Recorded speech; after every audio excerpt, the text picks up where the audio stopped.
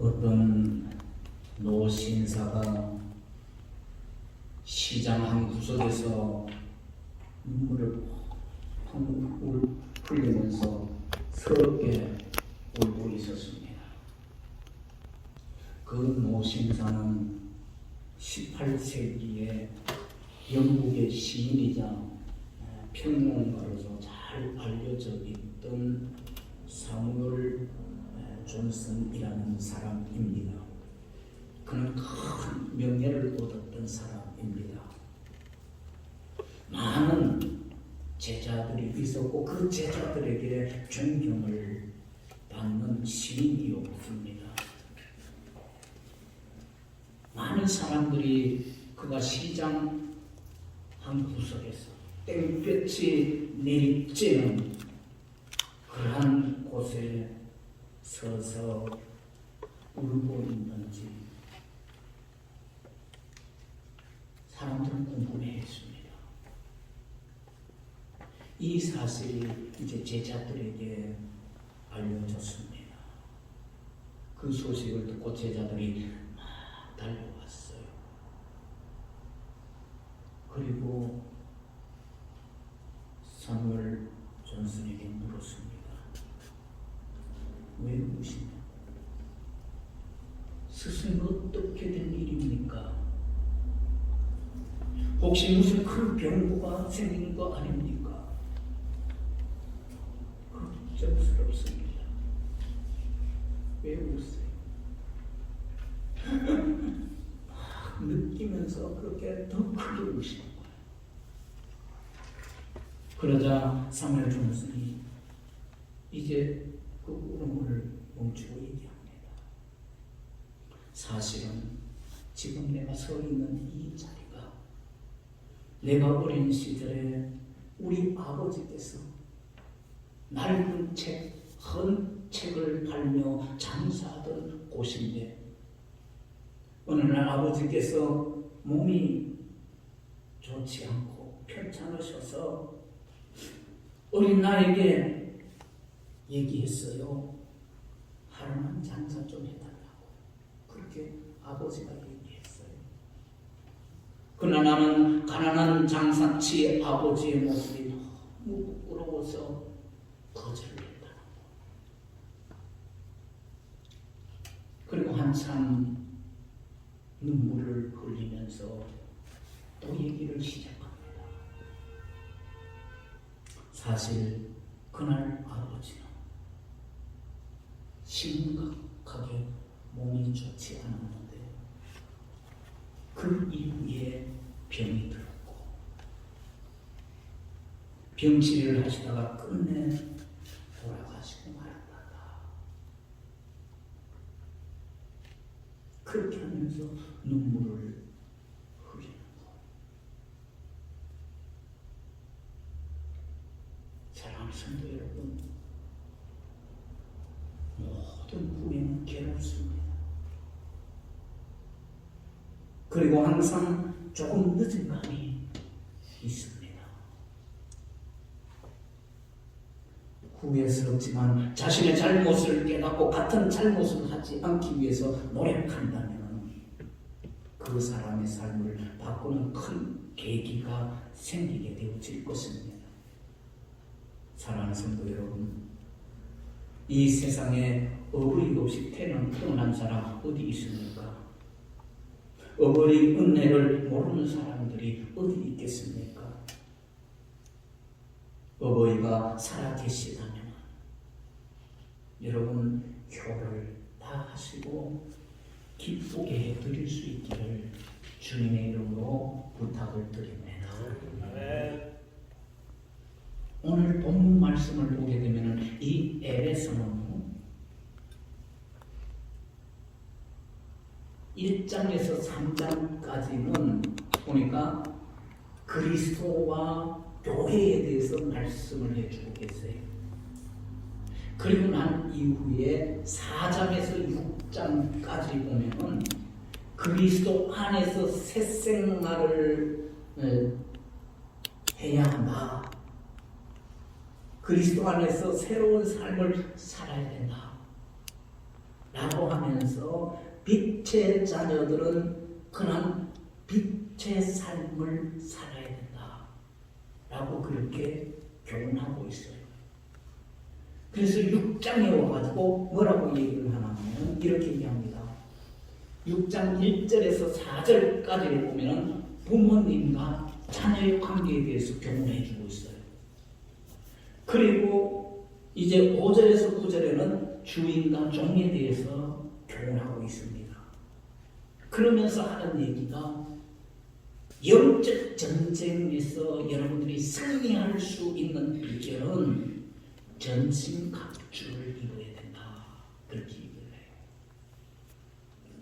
그리스도와 교회에 대해서 말씀을 해주시고 거듭난 새로운 그러한 예수 그리스도를 믿고 새롭게 태어난 저와 여러분들은 새 생활을 해야 되는데 그 중에서도 바로 부모와 자식 관계에서 자식과 부모의 관계에 있어서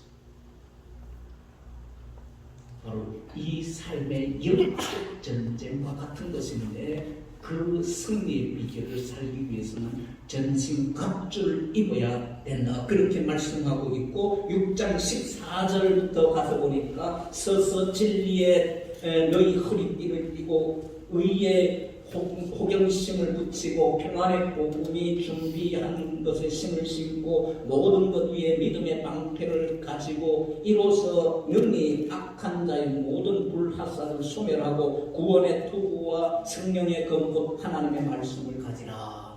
이게 전신갑주라는 거예요.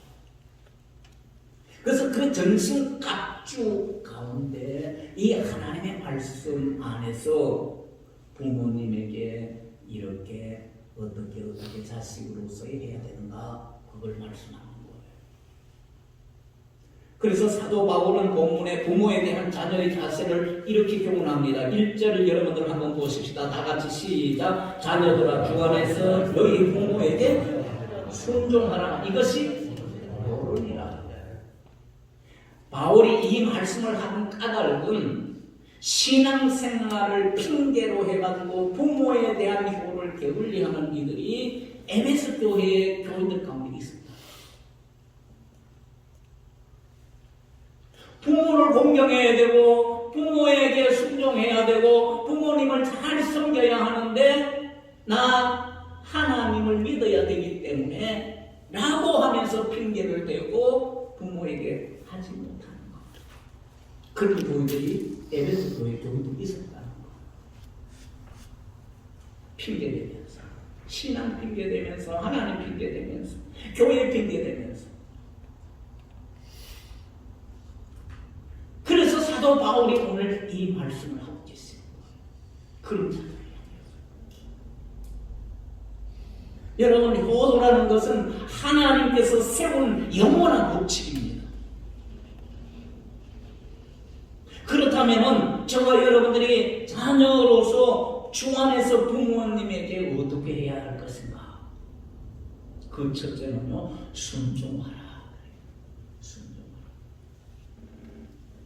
1절 다시 한번 보십시다. 시작. 자녀들아 주 안에서 너희 부모에게 순종하라. 이것이 옳으니라. 여기 순종하라 라는 말이 나옵니다. 이 말의 원어의 뜻은 아래에서 듣다. 철저히 복종하라 라는 것. 누구에게요? 부모님에게. 철저히 복종. 아래에서 듣는다는 것. 그런 의미예요. 부모에 대한 순종을 또한 주 안에서 행하라 그렇게 또 말씀하고 있어요. 이 순종이라는 계명을 하나님이 주셨기 때문입니다. 그래서 주 안에서 라고 말씀합니다. 그러므로 자녀들은 하나님의 대리인으로 주신 부모님에게 당연히 순종해야 됩니다. 부모님에 대한 순종은 궁극적 권위이신 하나님께 대한 순종과 연결이 되어져 있는 것이에요. 부모님은 하나님의 대리예요. 그럼 부모님의 말씀을 거역한다라고 하는 것은 결국 누구의 말씀을 거역하는 것입니까? 하나님의 말씀을 거역하는 것이에요.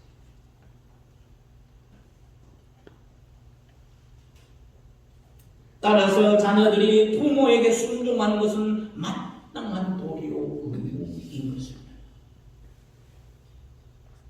불신앙에 부모를 두었다 할지라도 우리 그리스도인된 자녀들은 부모에게 할 바를 다 해야 하는 것입니다. 오히려 부모님을 회심을 위해서 더욱더 순종하는 그러한 자녀가 되어야 하는 것입니다. 바울은 골로새서 3장 20절에 가가지고 뭐라고 말씀하냐 하면은 모든 일에 순종하라 그렇게 말씀하고 계세요. 그렇게 명령하면서 부모님을 기쁘게 하는 것이라고 그렇게 말씀하고 계세요. 그리고 모든 일이라는 표현은 바로 부모에게 순종하는 일에는 어떠한 예외도 없다는 겁니다. 하나님께서 가정의 권위를 부모에게 맡기셨으니 순종이야말로 자녀들이 부모에게 기쁨을 드리는 일이 되는 것입니다.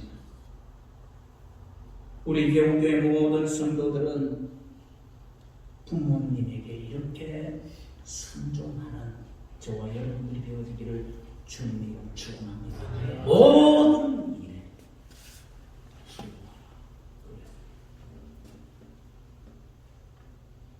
미국 조지 워싱턴이라는 사람이 있었어요. 이 사람은 어릴 때부터 꿈이 있었어요. 뭔 꿈이 있었냐면 선장이 되는 꿈이 있었어요.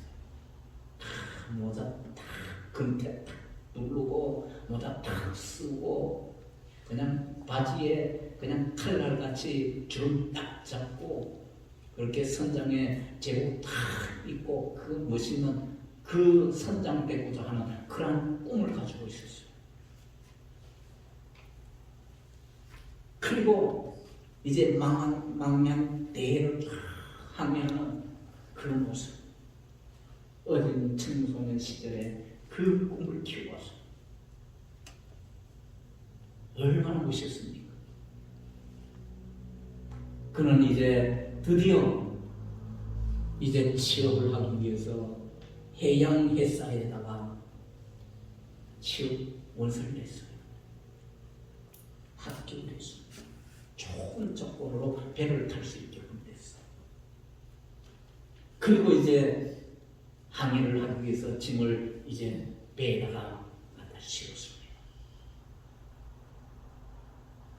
다 실어놓고 이제 어머니에게 가서 인사를 드리러 간 겁니다. 어머니, 제가 이제 선원이 되어서 떠나게 됩니다. 그래서 늠름한 선장이 되어서 돌아오겠습니다. 어머니, 저를 위해서 기도해 주세요. 그렇게 어머니에게 마지막 인사를 하면서 얘기를 했습니다. 그러자 어머니가 워싱턴 아들을 붙잡으면서 얘기한다. 아들아, 나는 내가 뱃사람이 되는 것을 원치 않는다. 그러면서 어머니가 막 눈물이 뱃사람 되는 것이다.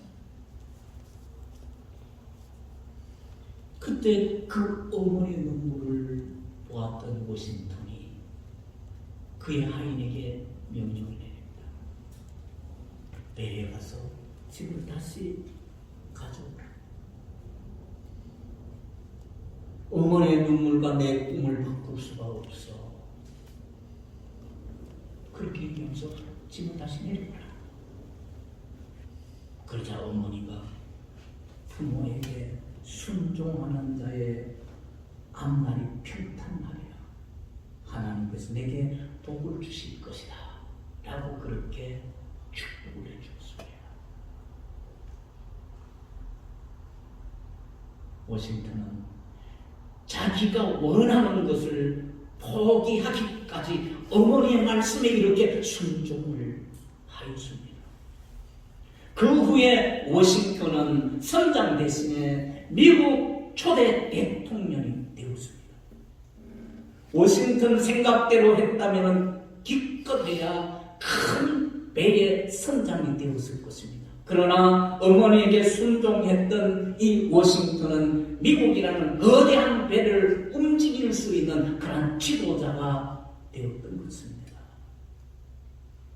어머니가 나보다가 지혜로우시니까, 나보다가 어머니가 경륜이 있으니까 어머니를 높이며 순종했더니 이런 축복의 역사를 이루게 해주신 것이었습니다.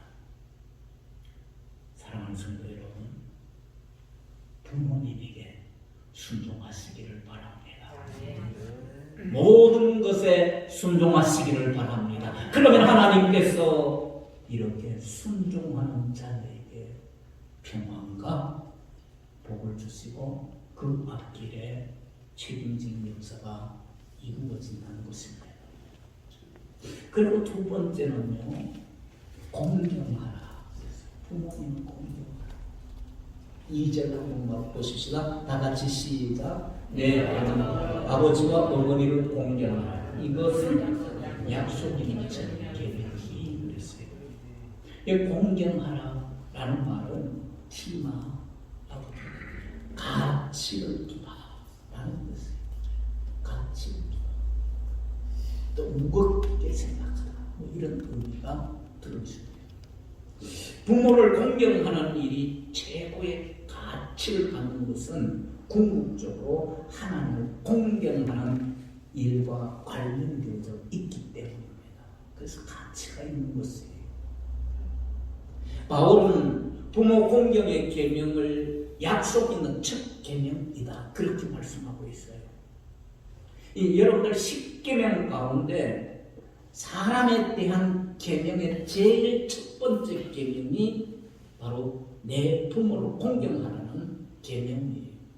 10가지 가운데 5번째 나오기는 하지만 바로 1계명에서 4계명은 하나님에 대한 계명이고, 그리고 5계명에서 10계명까지는 우리 인간과의 관계의 계명이라서 바로 그 인간과의 계명의 첫째가 바로 부모에 대한 계명입니다. 그래서 첫 계명이다 라고 그렇게 말씀하고 있어요. 그래서 여기에서 첫이라는 말은 먼저 매우 중요한 이라는 의미를 가지고 있는 것입니다. 부모 공경이 자녀들이 가져야 할 가장 중요한 계명이라는 의미인 것입니다. 유대 사회에서는 부모를 공경하지 않거나 불순종하는 자녀들은 어떻게 했냐면 극형에 처했어요. 그 당시 극형에 처했어요. 따라서 부모를 공경하는 사람만이 온전한 수명을 누릴 수 있으며 범사에 잘 되는 복을 주어졌던 것입니다. 우리 기독교의 성도 여러분, 이런 극형이 없다 할지라도 저와 여러분들은 어버이를 공경할 수 있는 저와 여러분들이 되어지기를 주님의 이름으로 축원합니다. 언제든지 최고의 가치를 줄 수 있다. 왜냐하면 부모를 공경하는 것이 하나님을 공경하는 것이 되어지기 때문입니다. 고려대학교의 전 총장이었던 분이시죠. 홍일식 교수님의 이야기예요. 이분은 효운동을 열심히 하셨던 분으로 유명한 분이십니다. 한 번은 미국을 방문하셨대요. 미국에 방문해가지고 한인 식당에 가시게 됐어요. 그런데 거기 갔더니 막 손님들이 너무 많은 거야. 그래서 그 식당 주인에게 덕담을 하는데 이렇게 장사 잘 되시지요? 그렇게 얘기를 했대요. 그랬더니 그 주인이 어두운 표정으로 대답을 하는 거예요. 장사 잘 되면 뭐 합니까? 장사 잘 되면 뭐 합니까? 라는 거예요. 그래서 홍 교수님이 물었어요. 그게 무슨 말이십니까? 라고 물었어요. 사연을 물었더니 이런 얘기예요. 이틀이 멀다고. 동네에 사는 흑인 불량배들이 몰려와가지고 흉패를 불어서 죽을 지경입니다. 장사 잘 되면 뭐 합니까? 불량배들이 이틀을 만하고 찾아와가지고 이렇게 행패를 부리는데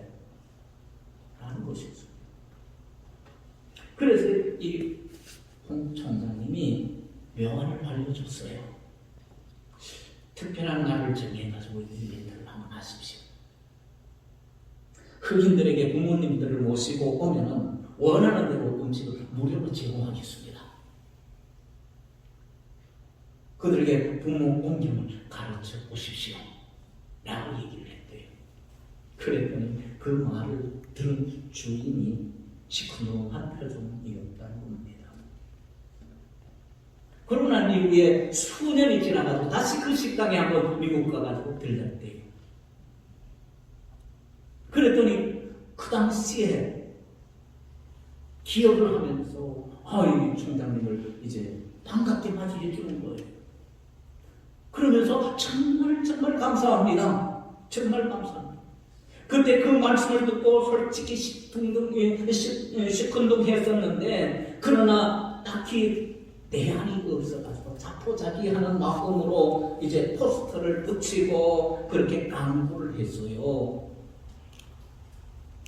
부모님을 모시고 온 흑인들에게 음식을 무료로 제공하기도 했습니다. 그랬더니 흑인들도 부모님들도 모두 좋아하더군요. 그러면서 점차 흑인들의 행패는 사라져버렸고요. 심지어 다른 동네의 불량배들이 행패를 부리고 하면은 동네의 흑인들이 달려와가지고 보호해 주기도 합니다. 이제 장사할 만합니다. 라고 그렇게 얘기를 하더라는 겁니다. 무슨 말입니까? 부모 공경이 인륜의 기본이기에 이것만 지키면 가정 질서가 잡히고 나아가 사회도 그리고 국가의 질서가 잡힌다는 것 아니겠습니까? 부모 공경을 실천하면 나도 살고 너도 살고 세상도 변화되어진다는 사실입니다. 우리 교우교 성도 여러분, 부모님 공경하소서. 내 부모님, 내 이웃의 어른들을 공경하소서. 나도 살고 너도 살고 세상이 변화되는 그런 축복의 역사를 이루는 저와 여러분들 되어지기를 주님의 이름으로 축원합니다. 그리고 세 번째는요, 귀하게 여기라는 거예요. 잠언서 23장 22절 말씀입니다. 우리 다 같이 한번 보실까요? 시작. 너를 낳은 아비에게 청종하고 내 늙은 어미를 경히 여기지 말라. 그랬어요. 여기서 경히 여기지 말라 라는 말씀이 나오지요. 이것은 원어로 경멸하다, 멸시하다 라는 의미예요. 그러니까 어버이가 늙었다고 멸시하지 말고 기히 여기라는 것입니다. 자녀들은 부모의 무게를 인정하고 존중히 그리고 귀하게 여기는 것입니다. 부모가 섭섭하게 생각하는 순간은 자녀들이 부모님을 업신여길 때입니다. 부모가 시대에 뒤떨어진 구세대라고 무시해서는 안 된다는 것이에요. 부모는 무지하고 무력하고 그렇다 할지라도 경시해서는 안 되는 그런 분들이라는 것입니다. 히브리인들은요, 효도를 어떤 가치보다 중요하게 귀하게 생각하였습니다. 외경이라고 있는데 그 외경에 보면 집회서라는 부분이 있는데요. 거기에 보면 이런 말씀이 나와요. 내가 역경에 처했을 때 하나님께서는 너의 효도를 기억하시겠고 내 죄는 얼음이 햇볕에 녹듯이 스며질 것이다. 여기 스며질 것이다 라는 것은 스며질 것이다 라는 것은 형태 없이 없어진다라는 뜻이에요. 그러니까 내 죄는 얼음이 햇볕에 녹듯이 쓰러질 것이다. 자기 아비를 저버리는 것은 하나님을 모독하는 것이며 어미를 노엽게 하는 것은 하나님의 저주를 부르는 것이다 라고 그렇게 외경 집회서에서 그렇게 말씀하고 있어요. 여러분, 부모님을 기이 여기는 효도를 하나님의 뜻으로 여길 수 있는 저와 여러분들 되어지기를 주님의 이름으로 축원합니다. 여러분들이 잘 아실 것이 고려장의 풍습이 고구려 시대 때 있었잖아요. 그때에 박정승이라는 정승이 있었어요. 노모를 모시고 있었습니다. 그래서 그 노모가 이제 고려장을 해야 되는데 지기에 지고 산으로 올라갔어요. 그리고 노모는 가면서 지기를 위해서 가면서 나무를 걷고 있는 거예요. 나무를 뚝뚝 던지러 놔요. 깊은 산속에 도착한 박정승이 눈물을 흘리면서 어머니에게 절을 합니다. 뚝뚝 흘리면서 어머니를 산속에 버리고 가야 되니까. 그때에 노모는 박정승에게 얘기합니다. 나라의 법을 어길 수 없다. 날이 어둡기 전에 어서 내려가거라. 내가 길을 잃을까봐 오면서 나무 가지를 꺾어 표시해 두었다. 그렇게 말합니다. 박정승은 그 상황에도 자식을 생각하는 그 노모를 차마 버릴 수가 없었어요. 다시 모시고 내려와가지고 국법을 어기고 몰래 그 노모를 봉양했습니다. 그 무렵에 중국 수나라 사신이 똑같이 생긴 말 2마리를 이제 끌고 왔어요. 어느 쪽이 어미 말인지 어느 쪽이 새끼 말인지 알아내라고 이제 고구려 그 시대에 얘기를 한 거예요. 정부에다가. 그것을 맞추지 못하면 조공을 바쳐야 된다는 것입니다. 왕과 신하들이 모여가지고 회의를 했지만 해답을 얻지 못하는 거예요. 똑같은 말인데 보니까 어떻게 어미고 어떤 게 새끼인지 몰라. 그래서 박정승이 이제 고민을 하고 이렇게 하는 걸 보고는 노모가 얘기를 합니다. 그건 무슨 걱정이냐고. 나이 먹은 부모라면 누구나 다 아는 것이야. 말을 굶기기 위해 여물을 주거라. 먼저 먹는 놈이 새끼다. 새끼가 배불리 먹고 나중에 먹는 놈이 어미란다. 그렇게 얘기하고 어머니가. 박정승은 사신 앞에서 그대로 시험을 했습니다. 사신은 고려인의 지혜에 너무너무 반복을 하고 돌아갔다는 것입니다. 박정승은 해답을 가르쳐준 노모의 현명한 그것을 임금에게 설명을 하고 고려장의 철배를 왕에게 진언을 했습니다. 그때부터 고려장이 사라지게 되었고 그리고 박정승은 임금에게 신임을 받게 된 것입니다. 이렇게 부모님을 존경하고 귀히 여기면 자신 또한 복을 받게 된다는 것입니다. 사랑하는 성도 여러분, 우리 부모님들 여러분들보다가 배움이 적을 수 있지요. 시대에 뒤질 수 있어요. 모든 게 부족하고 무력하고 무능할 수 있어요. 그렇다고 하더라도 귀하게 존중할 수 있는 저와 여러분들 되시길 바랍니다. 그게 나에게 복이 되는 것입니다. 말씀을 맺을게요.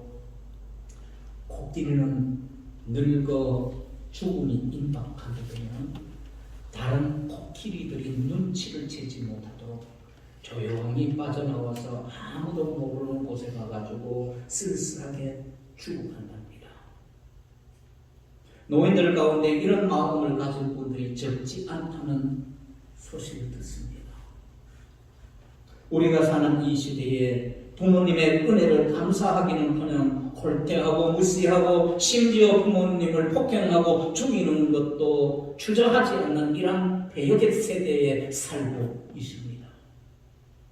사랑하는 성도 여러분, 부모님을 가까이 하며 잘 모시며 하나님의 복을 받는 저와 여러분들 되시기를 바랍니다. 이 시대에 빛이 되어지기를 바랍니다.